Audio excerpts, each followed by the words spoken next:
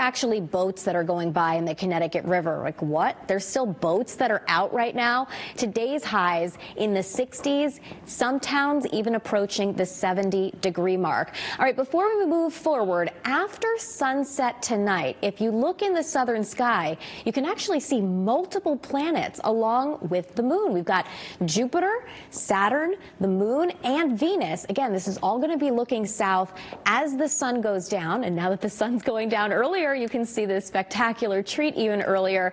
This is not even close to scale, so you're not going to be able to see the rings of Saturn, but it will look like stars in the sky, and there will be some alignment to it. So if you get any cool shots, send them my way. I would love to see them, and it's always a treat when you can kind of take the kiddos outside and remind them of just how small we are in this universe. Satellite and radar quiet close to home, but we do have some clouds nearby. They'll be increasing as we head through the overnight. I think after you have a chance to kind of look out and see that astronomical treat in the sky, then we'll bring the clouds in, and there is a chance for an early morning shower. Look at these low temperatures tonight. This morning we woke up with frost on top of a lot of cars, on top of the ground, and we're looking at overnight lows that'll be about 10 degrees milder. So you're going to notice that first thing when you step outside the door. Oh, it's not quite as cold.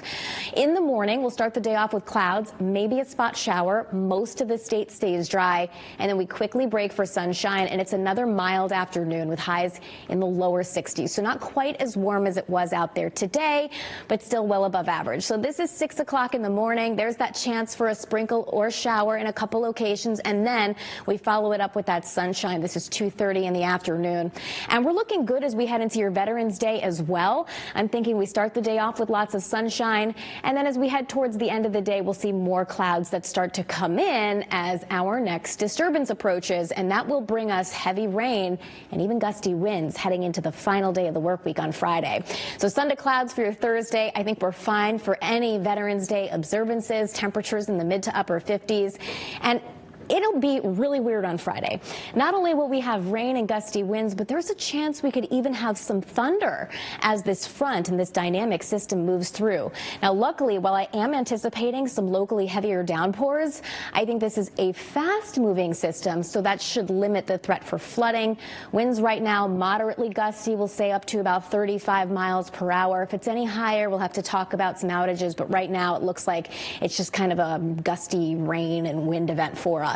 And just about an inch of rain. I think this might be a little bit too high here in one of our computer models, but around an inch of rainfall on the way. Taking a look at your 7-day forecast, so you'll see the rain, wind, and thunder in there for Friday. It does look like we dry out just in time for the weekend on Saturday.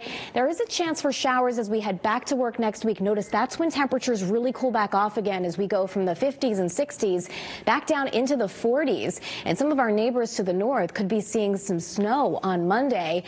We'll keep an eye on that. As of right now, it looks mainly to be north of Connecticut at this point, but it's that time of year. Your Shoreline 7-day forecast showing highs in the 50s and 60s.